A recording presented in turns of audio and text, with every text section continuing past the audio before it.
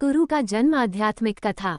कुरुवंश के प्रथम पुरुष का नाम कुरु था। कुरु बड़े प्रतापी और बड़े तेजस्वी थे। उन्हीं के नाम पर कुरुवंश की शाखाएं निकली और विकसित हुई। एक से एक प्रतापी और तेजस्वी वीर कुरुवंश में पैदा हो चुके हैं। पांडवों और कौरवों ने भी कुरुवंश में ही जन्म धारण किया था। महाभारत का युद्ध भी कुरुवंशियों में ही हुआ था। किंतु कुरु कौन थे और उनका जन्म किसके द्वारा और कैसे हुआ था, वेदव्यास जी ने इस पर महाभारत में प्रकाश डाला है। हम यहाँ संक्षेप में उस कथा को सामने रख रहे हैं। कथा बड़ी रोचक और प्रेरणादायी है। अति प्राचीन काल में हस्तिनापुर में एक प्रतापी राजा राज्य करता था। उस राजा का नाम सवर्ण था। वह सूर्य के समान तेजवान था और प्रजा का बड़ा पालक था। स्वयं कष्ट उठा लेता था, पर प्राण देकर भी प्रजा के कष्टों को दूर करता था। सवर्ण सूर्यदेव का अनन्य भक्त था। वह प्रतिदिन बड़ी ही श्रद्धा के साथ सूर्यदेव की उपासना किया करता था। जब तक सूर्यदेव की उपासना नहीं कर लेता था, जल का एक घूंट भी कंठ के नीचे नहीं उतारता था। एक दिन सवर्ण एक पर्वत पर आखेट के लिए गया। जब वो हाथ में धनुष बाण लेकर पर्वत के ऊपर आखेट के लिए भ्रमण कर रहा था, तो उसे एक अतीव सुंदर युवती दिखाई पड़ी। वो युवती सुंदरता के सांचे में ढली हुई थी। उसके प्रत्येक अंग को विधाता ने बड़ी ही रुचि के साथ संवार कर बनाया था। सवर्ण ने आज तक ऐसी स्त्री देखने की कौन कहे कल्पना तक नहीं की थी। सवर्ण स्त्री पर आकृष्ट हो गया। सब कुछ भूलकर अपने आप को उस पर निछावर कर दिया। वो उसके पास जाकर तृषित नेत्रों से उसकी ओर देखता हुआ बोला, तनवंगी, तुम कौन हो? तुम देवी हो, गंधर्व हो या किन्नरी हो? तुम्हें देखकर मेरा चित्त चंचल हो उठा। तुम मेरे साथ गंधर्व विवाह करके सुखोपभोग करो। पर युवती ने सवर्ण की बातों का कुछ भी उत्तर नहीं दिया। वह कुछ क्षणों तक सवर्ण की ओर देखती रही, फिर अदृश्य हो गई। युवती के अदृश्य हो जाने पर सवर्ण अत्यधिक आकुल हो गया। वह धनुष बाण फेंककर उन्मत्तों की भांति विलाप करने लगा, सुंदरी, तुम कहाँ चली गईं? जिस प्रकार सूर्य के बिना कमल मुरझा जाता है और जिस प्रकार पानी के बिना पौधा सूख जाता है, उसी प्रकार तुम्हारे बिना मैं जीवित नहीं रह सकता। तुम्हारे सौंदर्य ने मेरे मन को चुरा लिया है। तुम प्रकट होकर मुझे बताओ कि तुम कौन हो और मैं तुम्हें किस प्रकार पा सकता हूँ।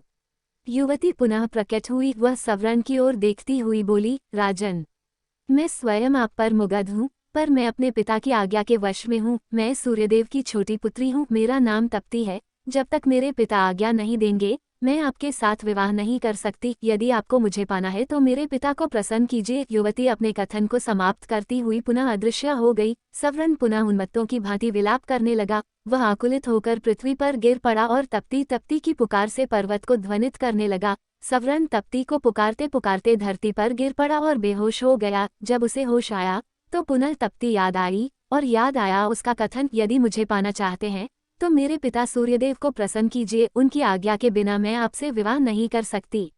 सवर्ण की रगों में विद्युत की तरंग सी दौड़ उठी। वह मन ही मन सोचता रहा, वह तप्ती को पाने के लिए सूर्यदेव की आराधना करेगा। उन्हें प्रसन्न करने में सब कुछ भूल जाएगा। सवर्ण सूर्यदेव की आराधना करने लगा। धीरे धीरे सालों बीत गए।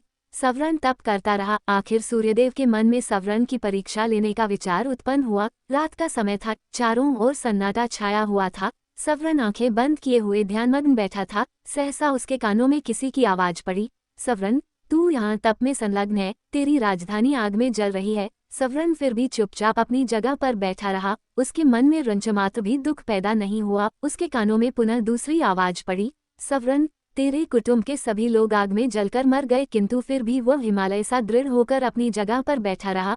उसके कानों में पुनः तीसरी बार कंठ स्वर पड़ा, सवर्ण, तेरी प्रजा अकाल की आग में जलकर भस्म हो रही है। तेरे नाम को सुनकर लोग थू थू कर रहे हैं। फिर भी वह दृढ़तापूर्वक तप में लगा रहा। उसकी दृढ़ता पर सूर्यदेव प्रसन्न हो उठे और उन्होंने प्रकट होकर कहा, सवर्ण, मैं तुम्हारी दृढ़ता पर मुग्ध हूँ। बोलो, तुम्हें क्या चाहिए? सवर्ण सूर्यदेव को प्रणाम करता हुआ बोला, देव, मुझे आपकी पुत्री तप्ती को छोड़कर और कुछ नहीं चाहिए। कृपा करके मुझे तप्ती को देकर मेरे जीवन को कृतार्थ कीजिए। सूर्यदेव ने प्रसन्नता की मुद्रा में उत्तर दिया, सवर्ण, मैं सब कुछ जानता हूँ। तप्ती भी तुमसे प्रेम करती है। तप्ती तुम्हारी है। सूर्यदेव ने अपनी पुत्री तप्ती का सवर्ण के साथ विधिवत विवाह कर दिया। सवर्ण तप्ती को लेकर उसी पर्वत पर रहने लगा और राग रंग में अपनी प्रजा को भी भूल गया। उधर सवर्ण के राज्य में भीषण अकाल पैदा हुआ। धरती सूख गई। कुएं, तालाब और पेड़ पौधे भी सूख गए। प्रजा भूखों मरने लगी। लोग राज्य को छोड़कर दूसरे देशों में जाने लगे। किसी देश का राजा जब राग रंग में डूब जाता है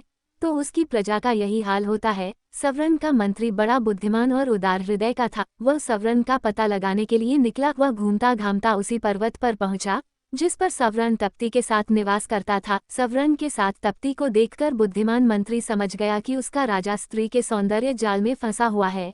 मंत्री ने बड़ी ही बुद्धिमानी के साथ काम किया। उसने सवर्ण को वासना के जाल से छुड़ाने के लिए अकाल की आग में जलते हुए मनुष्यों के चित्र बनवाए। वो उन चित्रों को लेकर सवर्ण के सामने उपस्थित हुआ। उसने सवर्ण से कहा, महाराज, मैं आपको चित्रों की एक पुस्तक भेंट करना चाहता हूँ। मंत्री ने चित्रों की वह पुस्तक सवर्ण की ओर बढ़ा दी। सवर्ण पुस्तक के पन्ने उलट पलट कर देखने लगा। किसी पन्ने में मनुष्य पेड़ों की पत्तियां खा रहे थे, किसी पन्ने में माताएं अपने बच्चों को कुएं में फेंक रही थी, किसी पन्ने में भूखे मनुष्य जानवरों को कच्चा मांस खा रहे थे और किसी पन्ने में प्यासे मनुष्य हाथों में कीचड़ लेकर चाट रहे थे। सवर्ण चित्रों को देखकर गंभीरता के साथ बोला, ये किस राजा के राज्य की प्रजा का दृश्य है? मंत्री ने बहुत ही धीमे और प्रभावपूर्वक स्वर में उत्तर दिया, उस राजा का नाम सवर्ण है। ये सुनकर सवर्ण चकित हो उठा। वह विस्मय भरी दृष्टि से मंत्री की ओर देखने लगा। मंत्री पुनः अपने ढंग से बोला, मैं सच कह रहा हूँ महाराज, यह आपकी ही प्रजा का दृश्य है। प्रजा भूखों मर रही है, चारों ओर हाहाकार मचा है, राज्य में न अन्न है न पानी है, धरती की छाती फट गई है। महाराज, वृक्ष भी आपको पुकारते पुकारते सूख गए हैं। ये सुनकर सवर्ण का हृदय कांप उठा। वह उठकर खड़ा हो गया और बोला, मेरी प्रजा का ये हाल है और मैं यहाँ मद में पड़ा हुआ हूँ, मुझे धिक्कार है। मंत्री जी, मैं आपका कृतज्ञ हूँ, आपने मुझे जगाकर बहुत अच्छा किया। सवर्ण तप्ती के साथ अपनी राजधानी पहुंचा। उसके राजधानी में पहुंचते ही जोरों की वर्षा हुई। सूखी हुई पृथ्वी हरियाली से ढक गई। अकाल दूर हो गया। प्रजा सुख और शांति के साथ जीवन व्यतीत करने लगी। वह सवर्ण को परमात्मा और तप्ती को देवी मानकर दोनों की पूजा करने लगी। सवर्ण और तप्ती से ही कुरु का जन्म हुआ था। कुरु भी अपने माता पिता के समान ही प्रतापी और पुण्यात्मा थे। युगों बीत गए हैं, किंतु आज भी घर घर में कुरु का नाम गूंज रहा है।